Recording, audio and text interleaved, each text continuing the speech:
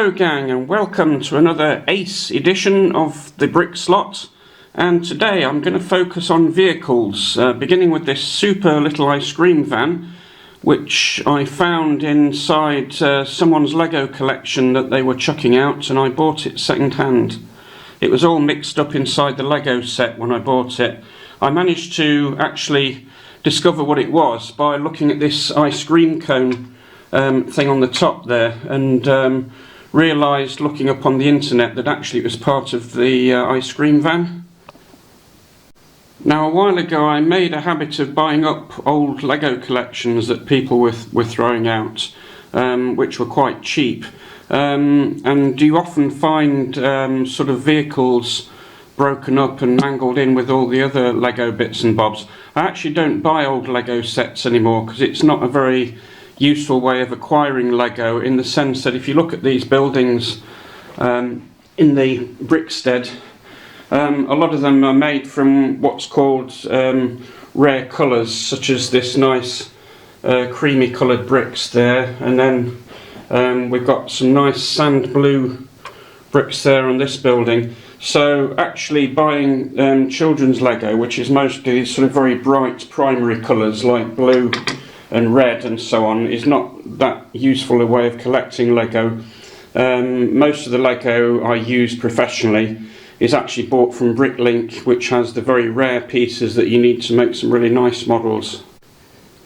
In any case, some of the Lego vehicles that are officially made by Lego are actually quite lame and not really suitable for a 1960s evocation of transport. So I actually prefer in most cases to make my own models. As you can see here, there's some very nice kind of retro vehicles here.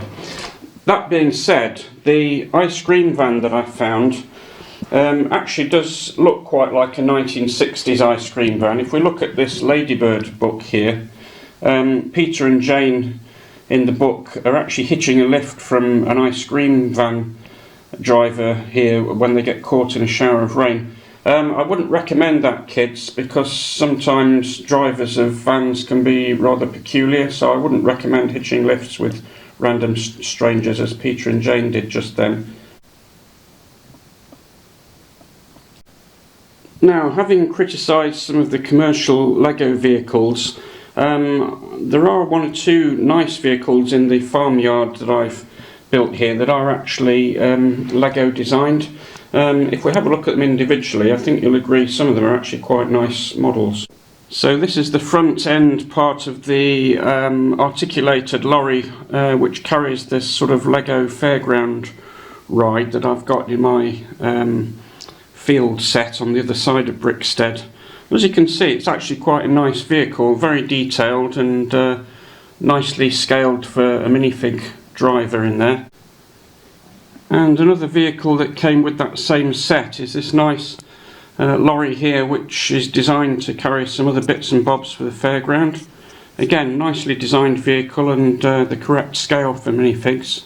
And last but not least, on the farmyard itself, I've used this super little Lego model tractor, which again is a complete set which I bought. And I think you'll agree it's quite a nice detailed model there. Incidentally, just for comparison, let's move that out the way a second and have a look at some of the old leaflets from the 1970s.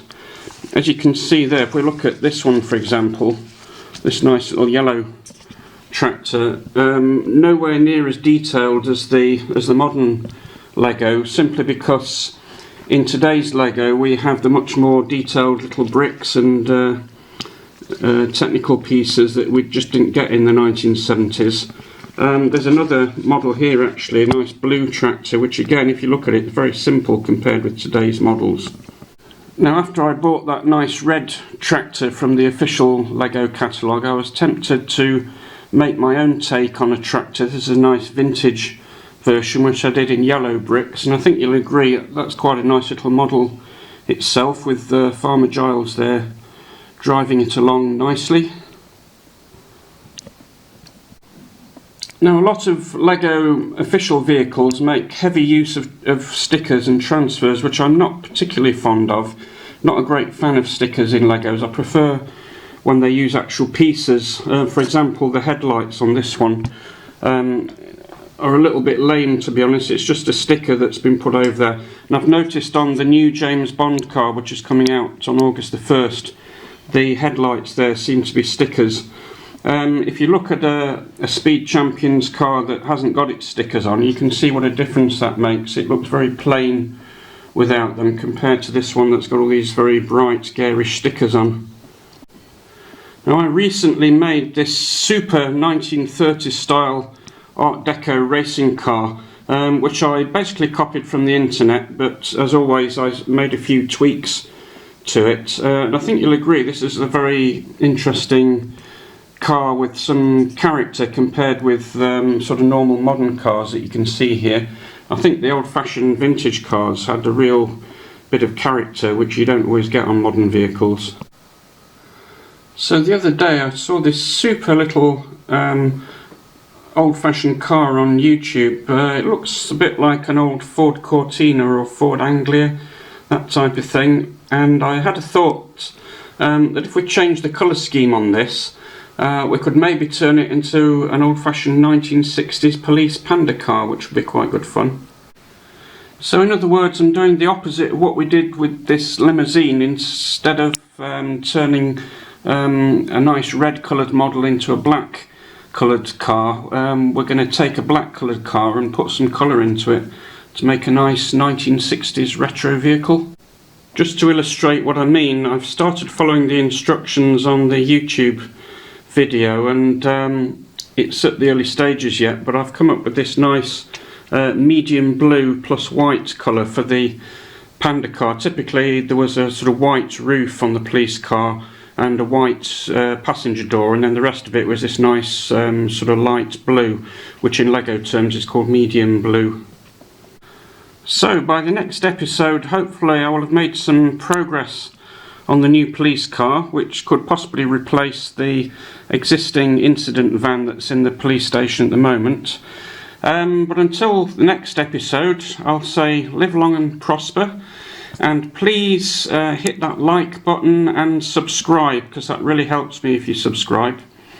Okay gang, I'll see you next time.